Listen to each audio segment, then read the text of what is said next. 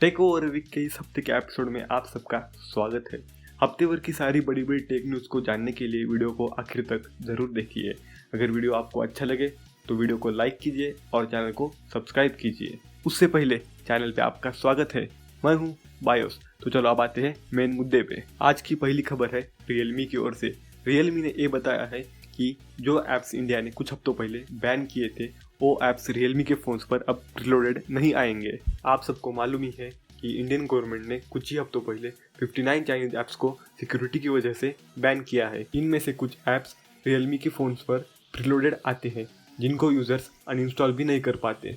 गुरुवार के दिन रियलमी ने ट्विटर के माध्यम से ये बताया कि यूज़र्स की सिक्योरिटी उनके लिए बहुत इंपॉर्टेंट है, इसीलिए उन्होंने ये डिसीजन लिया है कि जो चाइनीज़ ऐप्स प्रीलोडेड आते थे वो अब से नहीं आ पाएंगे और जो फ़ोन्स पे वो ऐप्स पहले ही मौजूद है उनको डिलीट करने का ऑप्शन भी यूज़र्स को दिया जाएगा।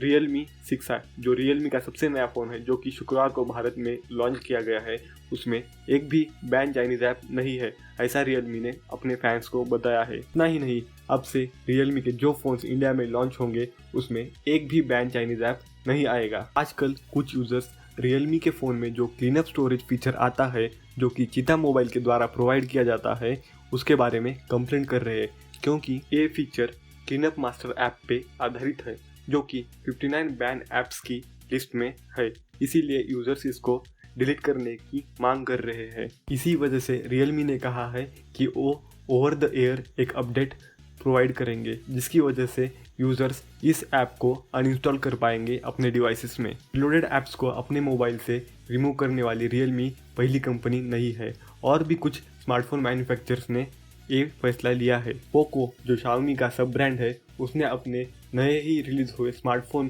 जिसका नाम है पोको M2 Pro में से चाइनीज प्री इंस्टॉल्ड ऐप को डिलीट किया था। अगली खबर है एप्पल की ओर से। कुछ ही दिन पहले एप्पल ने फेस आईडी की एक नई टेक्नोलॉजी को पेटेंट किया है। एप्पल ने ये बताया है कि फेस आईडी की इस नई टेक्नोलॉजी में कैमरा सिर्फ यूजर के फेस को ही नहीं उसके फेस के अंदर की वेंस को भी स्कैन करेगा। सुनने में ये बहुत अजीब और इम्पॉसिबल लगता है, मगर अब ऐसी टेक्नोलॉजी मार्केट में आने वाली है।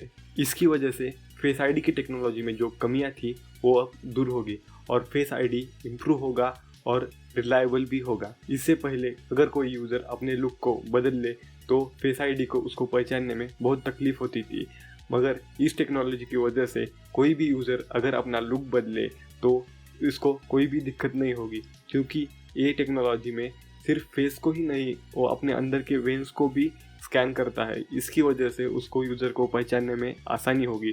इसीलिए कोई भी यूज़र अगर कैसा भी लुक बनाए तो ये फेस आईडी की टेक्नोलॉजी उसको पहचान लेगी। अगली खबर है टिकटॉक की ओर से। कई दिनों से ये कहा जा रहा है कि यूएस में टिकटॉक बैन हो सकता है, इसीलिए टिकटॉक के जो अमेरिकन इन्वेस्टर्स हैं वो टिकटॉक को खरीदने की सोच रहे हैं। अगर टिकटॉक चाइना को छोड़ के अमेरिका आए और इंडिपेंडेंट अमेरिकन कंपनी बन के काम किए तो वो यूएस में अपना बैन को बचा सकते हैं। इसी चीज़ पे अमेरिका में अब काम चल रहा है। टिकटॉक के जो अमेरिकन इन्वेस्टर्स हैं वो टिकटॉक में अपने शेयर बढ़ाकर टिकटॉक को खरीदने की सोच रहे हैं। इसी वजह से टिकटॉक एक चाइनीज़ कंपनी ना होके एक अमेरिकन कंपनी बन जाएगी और इसी वजह से उसका डेटा सिक्योरिटी के इशू को भी सॉल्व किया जा सकता है। इसी वजह से अगर आने वाले दिनों में टिकटॉक एक अमेरिकन कंपनी बन जाए तो आप आश्चर्यचकित ना होइए। टिकटॉक ने अमेरिका में अपना स्थान मजबूत करने के लिए ये कहा है कि आने वाले 3 सालों में वो अपने एम्प्लॉयज़ की संख्या 1400 से बढ़ाकर 10,000 करने वाले हैं। इसकी वजह से अमेरिका में बहुत सारी जॉब अपॉर्चुनिटीज़ क्रिएट होगी। टिकटॉक की अमेरिका में बैन न होने की ये सारी कोशिशें कामयाब होगी या नहीं, ये आने वाले समय में ही हमको पता चल सकता है। अगली खबर है पाकिस्तान की ओर से। कुछ ही दिन पहले पाकिस्तान में पबजी को बैन किया गया था जिसे कि अब हटाया गया है। पाकिस्तान में पबजी बैन पर आपत्ति जताते हुए कुछ लोगों ने हाईकोर्ट में अपील की थी। हाईकोर्ट में इस बात पर सुनवाई हुई और हाईकोर्ट ने यह फैसला दिया कि पबजी बैन को हटाया जाए। इस बात पर जब हाईकोर्ट में सुनवाई चल रही थी तब ये बात सामने आई कि पाकिस्तान हाईकोर्ट अब यूट्यूब को बैन कर सकता है। कुछ लोगों का मानना यह है कि यूट्यूब पाकिस्तान में बैन होने की वजह हो सकती है कि यूट्यूब पर बहुत सारे वीडियोस है जहां पाकिस्तान के हाई कोर्ट पर, पाकिस्तान के आर्मी पर और पाकिस्तान के सरकार पर टिप्पणियां की गई है। इन वीडियो की वजह से यूट्यूब बैन हो सकता है पाकिस्तान में जो यूट्यूब बैन हो रहा है उस पर आपकी क्या राय है, ये मेरे को कमेंट सेक्शन में ज़रूर बताइए। सिर्फ यूट्यूब ही नहीं, पाकिस्तान में बहुत सारे सोशल मीडिया प्लेटफॉर्म्स पर बैन आ सकता है। अगर इस स्टोरी रिलेटेड कुछ अपडेट आते हैं तो मैं आपको अगले वीडियो में ज़रूर बताऊंगा। अगली खबर है नेटफ्लिक्स के रिलेटेड। नेटफ्लिक्स ने अपना नया फीचर लॉन्च किया है। उस फीचर का नाम है पॉज फीचर।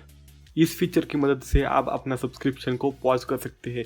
मानो कि आपने 1 साल का सब्सक्रिप्शन लिया है, अगर आपने 4 महीने यूज़ किया है और आप उसको रोकना चाहते हो तो आप उसको पॉज कर सकते हो। अगर आपने बाद में 2 महीने में अगर उसको फिर से कंटिन्यू किया तो ये 6 महीने नहीं होगा, ये 4 महीनों से ही चालू होगा। ये फीचर उन लोगों के लिए है जो कंटिन्यूस नेटफ्लिक्स यूज़ नहीं करते, जो कभी कभार ही नेटफ्लिक्स यूज़ करते हैं। उन लोगों के लिए ये फीचर बहुत ही अच्छा है। इस फीचर की वजह से यूज़र्स को नेटफ्लिक्स अकाउंट अपनी मर्जी से कभी भी यूज़ करने का मौका मिल सकता है। इसीलिए मेरे ख्याल से ये फीचर बहुत ही अच्छा है। नेटफ्लिक्स का ये फीचर कब आएगा ये तो मुझे मालूम नहीं, जैसे ही ये फीचर आता है मैं आपको ज़रूर बताऊंगा। इस फीचर की वजह से आप अपना सब्सक्रिप्शन 10 महीने तक रुकवा सकते हो। आप इस फीचर के बारे में क्या सोचते हो कमेंट में ज़रूर बताइए। अगली खबर है आईफोन के रिलेटेड। आईफोन 11 अब इंडिया में लोकली बनने वाला है, ऐसी जानकारी भारत के मंत्री पीयूष गोयल ने दी है। आईफोन जो इंडिया में बन रहा है इसकी वजह से आईफोन को 20% टैक्स की बचत होगी। इसकी वजह से आईफोन की प्राइस इंडिया में कम हो सकती है, ऐसा मुझे लगता है। आईफोन की मैन्युफैक्चरिंग इंडिया में होने की वजह से मेक इन इंडिया को बहुत बड़ा बूस्ट मिल रहा है, ऐसा मेरा मानना है। एप्पल के हैंडसेट सप्लायर जैसे कि फॉक्सकॉन, पेगाट्रॉन इंडिया में बहुत बड़ी इन्वेस्टमेंट कर रहे हैं, इसीलिए आने वाला समय इंडिया के लिए बहुत बड़ा एक्साइटेड होने वाला है। अगली खबर इसरो के रिलेटेड है। आप ये खबर सुनकर बहुत गर्व महसूस करेंगे, ऐसा मुझे लगता है। कल इसरो को चंद्रयान 2 को लॉन्च किए हुए 1 साल पूरा हुआ, ऐसी इसरो ने जानकारी दी। इसरो ने ये भी बताया कि चंद्रयान 2 बहुत सही से काम कर रहा है, उसके 8 पेलोड्स बहुत अच्छी तरीके से काम कर रहे हैं।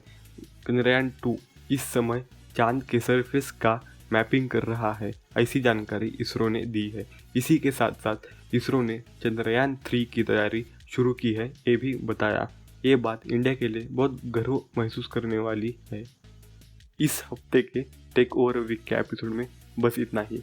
अगर आपको ये वीडियो पसंद आया है तो वीडियो को लाइक कीजिए और चैनल को सब्सक्राइब कीजिए।